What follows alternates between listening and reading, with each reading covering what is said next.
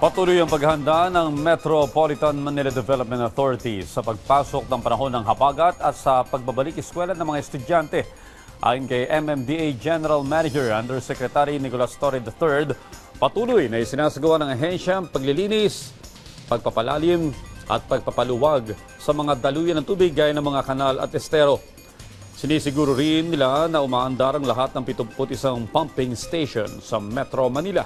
Samantala, bilang kabahagi ng Oplan Balik Eskwela, patuloy ang MMDA sa pagkukumpuni at pagsasaayos ng road markings, pedestrian lanes at road signs, partikular na yung mga malalapit sa paaralan.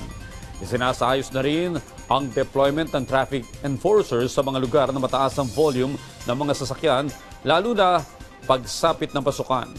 May paalala naman ng MMDA sa ating mga kababayan. Mga kababayan, sa kahit anong emergency, lalo na ng mga aberya sa daan, laging tandaan, pag may aberya sa daan, pa-MMDA na yan. Dahil 136, 5 minuto, kami ay nandyan.